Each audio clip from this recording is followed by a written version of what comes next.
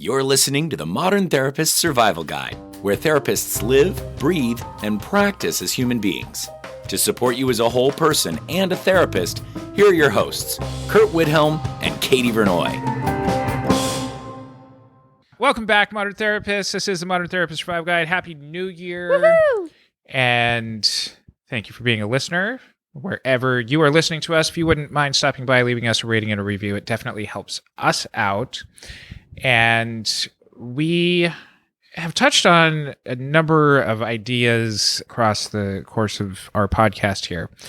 And one that I don't think we've leaned into this one yet, but we get this not all the way question around, as therapists, we're very smart, intelligent people. We know a lot of things. Many of us do those things pretty well, but we also know that there's things that we know that we just don't do, or we don't do well.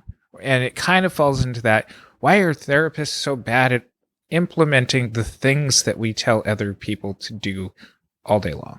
It's kind of this idea of that's behind like the cobbler's kids have no shoes, or those kinds of things, where we are experts in how to teach others to take care of themselves, to cope with things well, to manage our emotions, to do those things. We know all that stuff, and a lot of us don't implement them. We don't take really good care of our own selves. And so we wanted to kind of lean into this a little bit more, because we've talked around it a number of times. So we'll link to probably 27 episodes in the show notes at mtsgpodcast.com. But we wanted to just talk about, why do we have a hard time with this? I think part of this really comes to the book that is foundationally taught to therapists, even if it's not part of the curriculum of grad schools or even recommended reading. But the way that therapists are taught to be is in Shel Silverstein's The Giving Tree. And therapists are supposed to be this tree that just gives and gives and gives and gives. And no matter how many parts of stump. Man, that book is like the saddest book to give to kids and read to them. It is the worst. But I think inherently, this is the mindset that a lot of therapists end up in, is this, I need to give and I need to give. I know I need to take care of myself, but look at where I need to give over here. Yes. This client is somebody who needs more time from me. I need to be able to pay my bills and get money and that kind of stuff. So I need to take on another client, or these emergencies are taking on more of my time and emotional space. So that's going to come at the cost of typically something taking care of myself. Whether it's sleep or getting your step count in for the day. Full disclosure, yesterday I went 9 to 9 and I got like so few steps. I got a Fitbit, so I'm now monitoring how stationary I am at times. And we struggle with this too. Like, this isn't something saying like, hey everyone, you guys are all really bad at taking care of yourselves and we're awesome at it. Like, we are definitely works in progress here. And this comes up not just in self-care, but even in talking about the statement around pre-licensed associate pay that we talked about in our last episode before we went on break. That sometimes this is also just we know that we need to do things for our home, for our business, for our profession in these kinds of steps, that we know that we need to do these things in order to leave this world in a better place. But we don't have the time, we don't have the energy, we don't have the courage, we don't have the privilege to be able to move into this space. And like Katie said, we might not be perfect at doing these things. Some of these are things that have to be really intentional and might take a very, very long time and a lot of concerted effort to do. The call to action here is actually start doing these things that you know that you need to do on whatever level it is that you can and whatever capacity that you have. But diving into the why piece of this. Now, I know that you've talked a number of times across a number of episodes about sacrificial helping. Yes. And we've talked about compassion fatigue and burnout, which are things that we take on from clients. But I almost see the topic of this being more in the roadblocks that therapists put in their own way. the roadblocks that we put in our own way. So the systemic stuff we've addressed sufficiently. There's toxic workplaces, there are low wages, there's all of those things, and we've talked about those. But I think the things that we put in our own way potentially come from the reasons that we become therapists. And I've talked about this and kind of referencing the sacrificial helping thing that I have talked about in the past. But I think many of us become therapists because of some sort of trauma or the role we played in our family or the things that we grew up with. So that we have the wounded healer.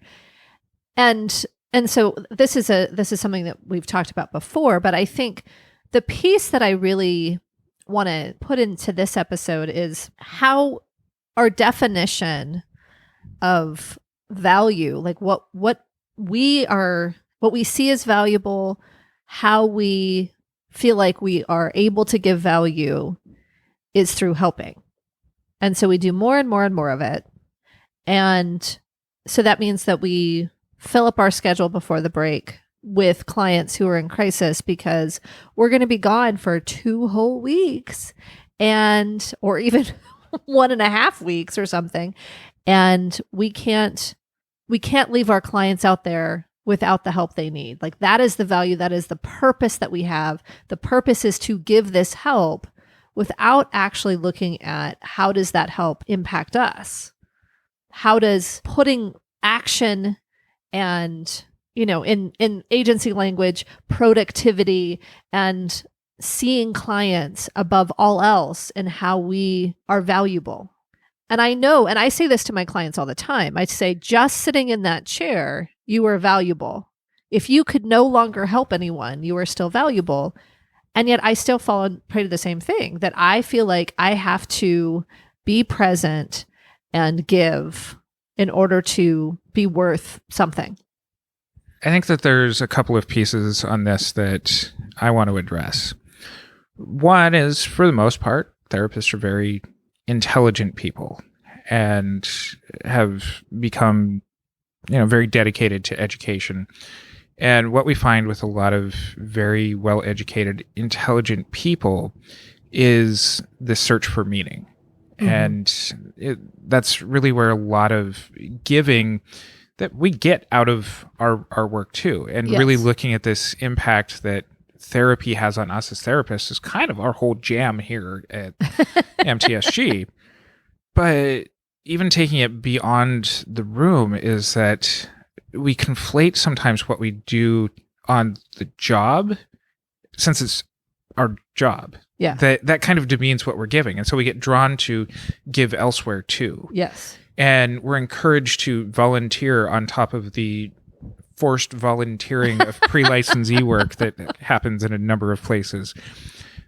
But what this is it's searching for that meaning of giving, that existential sort of cry of being able to give and give and give, because at least during our job, if we admit that we're taking out of that therapy too, that potentially cheapens in our minds what we're doing with our clients.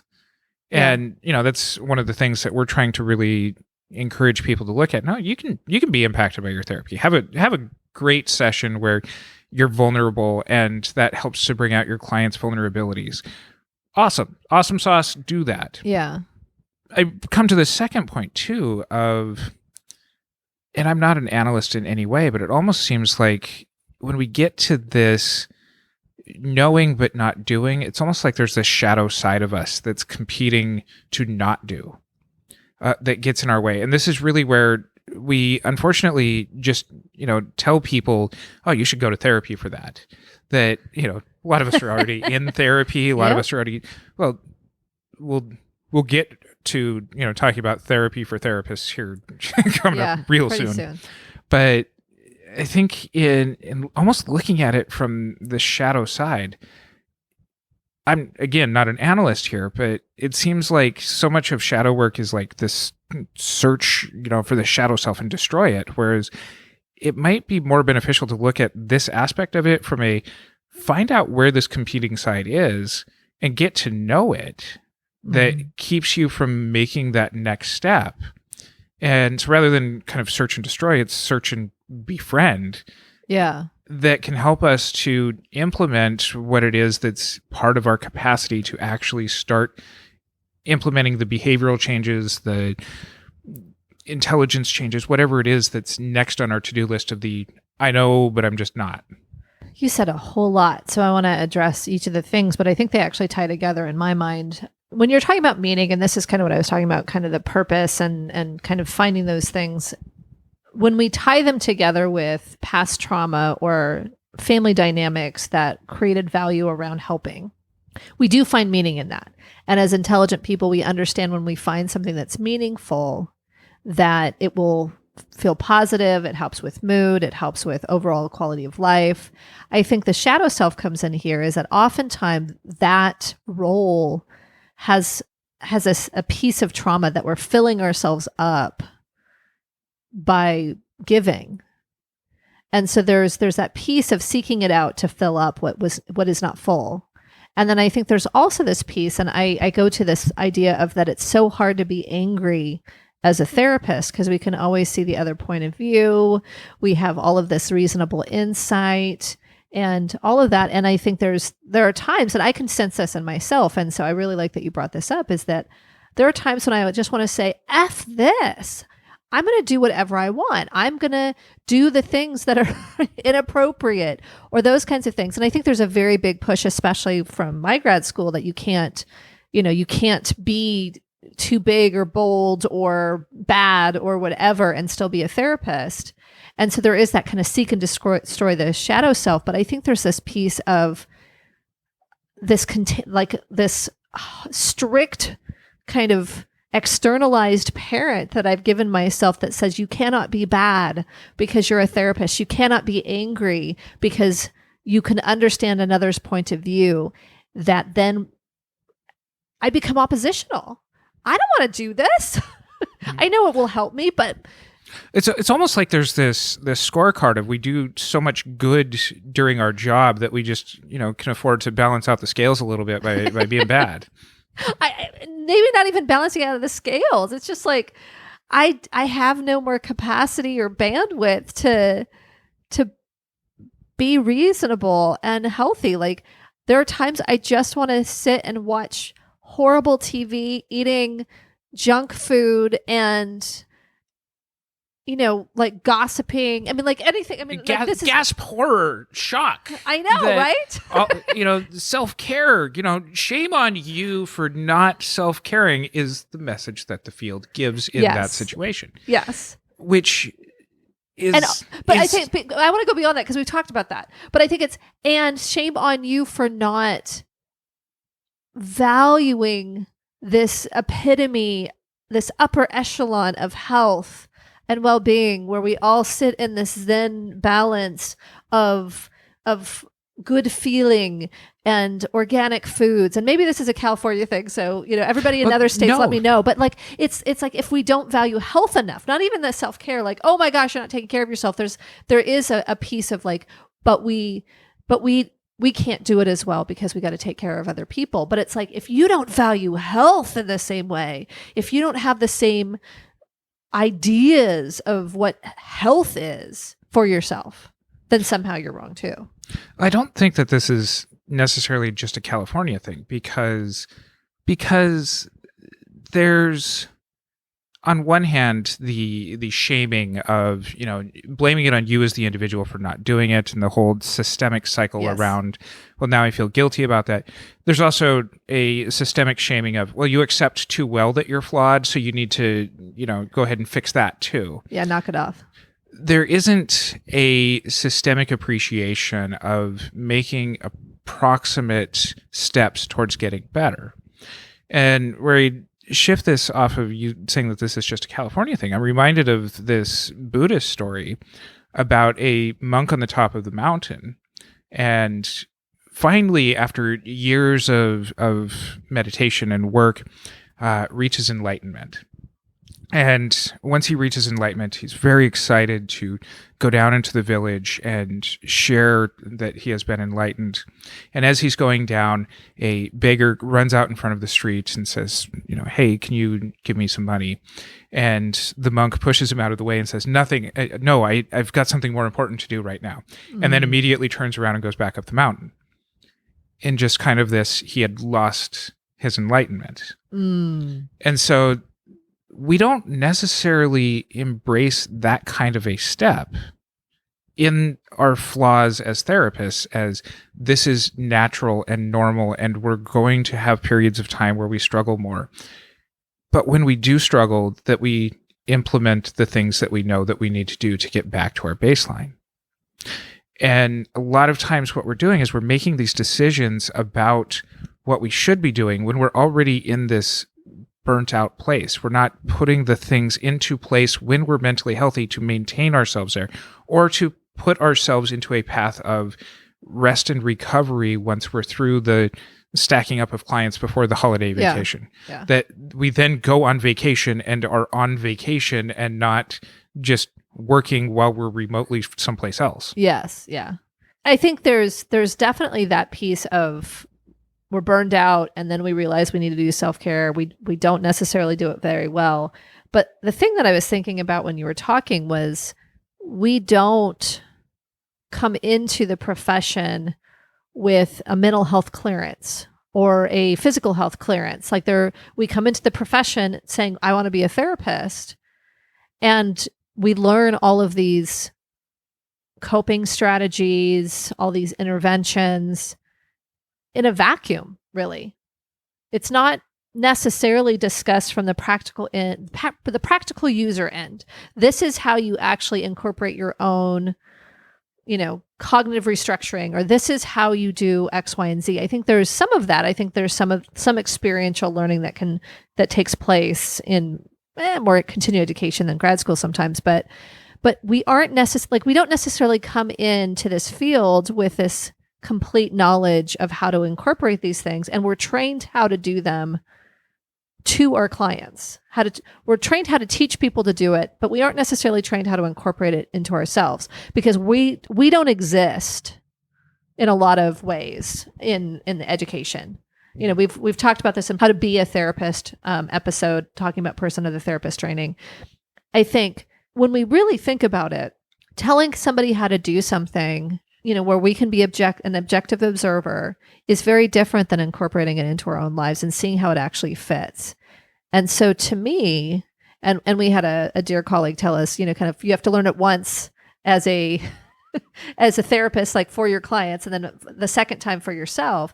I think that really resonated for me, because we don't necessarily come in to be therapists. We have natural skills. That's why we decided on this career, but we don't come in knowing how to do the thing. And when we learn it, it isn't for ourselves. I think that the people that this isn't a problem for, we don't necessarily notice them in the field. And that might be the vast majority of us, at least externally. But the people that we do see struggling the most with this is what Lori Gottlieb in her writings points out as the rigidity of the story.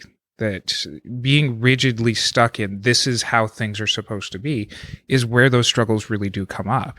And being more flexible with these stories of, I can work on myself while working with somebody else on their problems. Goes back to Irv Yalom's, that you potentially can take clients further than you've been yourself, but you've got to be flexible in your own story and your own application of doing things with intention. Yeah. And it's really that intentionality that comes from this place of really clear-mindedness that I was mentioning a little bit earlier, that we're not making decisions out of panic and out of burnout. That if you're noticing that your mind's wandering for several minutes during sessions, or that you're spending your time in between sessions playing mindless games on your phone rather than doing the notes that you should be doing. Are you speaking from experience here, Curt? I don't always answer direct questions.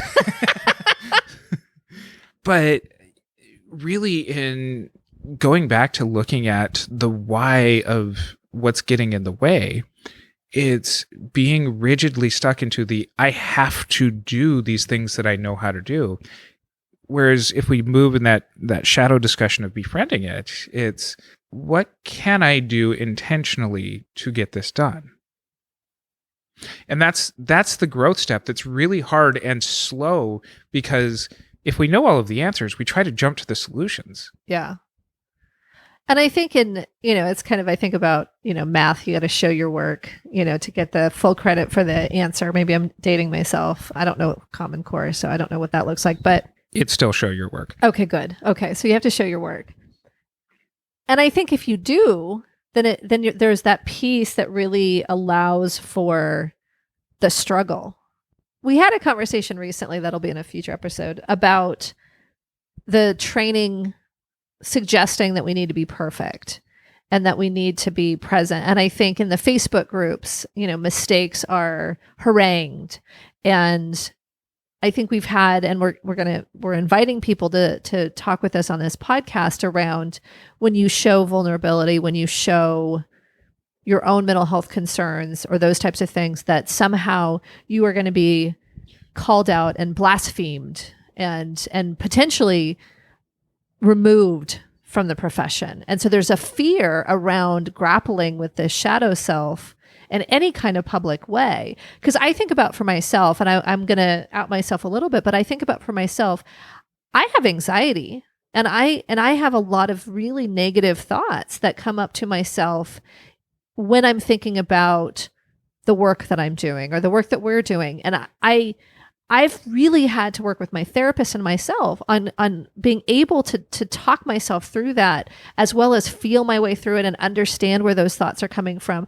And I think when I initially learned cognitive behavioral therapy, where it's so simple, you just challenge the negative thought and you understand the underlying core belief and you'll be better. Also known as the, hey, just think different. Yeah, the think different thing. I'm able to think a lot different, and I still feel pretty crappy sometimes, and I still have days when I feel like I just want to stop trying to do these things. And to me, even saying that, I'm like, okay, I'm thinking while I'm talking to you, am I going to ask Curt to edit some of this out? Because I feel like there is this expectation for us to say, we've got this. There's no chance that either of us would have had any kind of session that was clouded with our own self-judgment, or I'm going to speak only for myself, with my self-judgment or my distraction or my exhaustion. I've been able to manage it well enough. So kind of ethics police, kind of whatever, don't come take me out and have me stop being a therapist. But there are times when I know that I've made the wrong call or said something to a client that wasn't helpful because of my own crap. And so to me, it's like we don't allow ourselves to publicly say those things because of fear of being penalized or ridiculed or shame on you. And so then if we can't grapple with those things, we can't address them. We can't heal ourselves. We can't cope with those things because we can't share them. We can't be public about them. And a lot of that seems to be theory driven, because really relational therapists create that space to respond and attune. And that's really where to be the solution is, in being able to actually apply the things that we know that we should do, but we don't do. But when we get into these really directive, rigid approaches, it doesn't leave space for that. And the more that we, as a profession, have leaned into things like CBT or solution-oriented, where it's just get to the answer, it doesn't attune to the feelings that go along with it. Yeah, it might create some short-term, get that action done. But to speak to that deeper level and that ongoing change process requires a commitment to being able to be evaluative of your own internal process and to be able to attune to it in order to let it go. And I think, to me, what I'm specifically speaking about, because I think I'm probably more of a relational therapist than anything else, is this feeling of, I don't want to cope with my clients, although my clients seem more accepting of my humanness than my colleagues. I'm able to deal with the stuff that's happening in the room and make the repair attempts and be in relationship with my clients. But saying it publicly to a room or a listenership of therapists feels more threatening. And those are the folks I feel like I should be able to cope with. Those are the people that I feel like I should be able to say, I'm having a hard time and I need support. And I think that there are spaces, and certainly there are people who I trust to do that. But I think as a field, those are oftentimes hidden, those conversations, because if we say it in a public space, then we're somehow not good enough therapists. I think there was even an episode where we were talking about niche and how if women feel like they can't work with men, then they shouldn't be therapists. I mean, like there are things where when we're talking about the things we truly grapple with, that you and I have had judgment about kind of qualifications and humanness. I think it's hard because there are real consequences for therapists being impaired. There are consequences for therapists having human mistakes. But if we can't grapple with them, if we can't actually dig deep into them and have some acceptance of some level of them, then we aren't going to take care of ourselves because we have to hide that we need the care. I see a lot of mature therapists, and this is not a euphemism for older therapists, but people who've been in the field for a period of time. And even, people who really, I think, come to a place of befriending their own process, that I see dropping out of commenting so much in these online groups and putting themselves out there publicly, because they do find that their needs are getting met in better and healthier ways offline. For sure. And, I think that this is something where, the internet has been a wonderful place for a number of things, but emotional support in the therapist community to each other is not one of them. I think it can be in limited circumstances, but generally that's not where we should be going for the emotional support we seek. And, it might be just that even I'm checking in on some of these groups a lot less. And so I'm not seeing as many of these things, or I'm not necessarily looking for them as much as I used to. But what I do see is that the nature of the internet just doesn't allow for being able to draw the process out in those nuanced times that you're referring to. Yeah. And the flexibility isn't there when we can't get to nuance. And so where we naturally seek that out is in better consultation groups, better friends, better asks of our own therapists when we're in therapy, of helping us to evaluate a number of those different sides. So on this kind of idea and wrapping up, the answer's really around implementing what we know that we should do, is creating the space for them. Yes. And doing it with intention. So that way we're not just constantly giving more than what we can give, and giving and giving and giving, and being the tree stump at the end of the giving tree, but really doing things with intentionality from a very good place that helps us stay in that emotional space.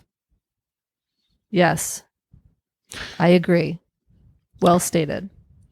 So you can find our show notes at mtsgpodcast.com. You can join our totally 100% supportive Facebook group, the Modern Therapist Group.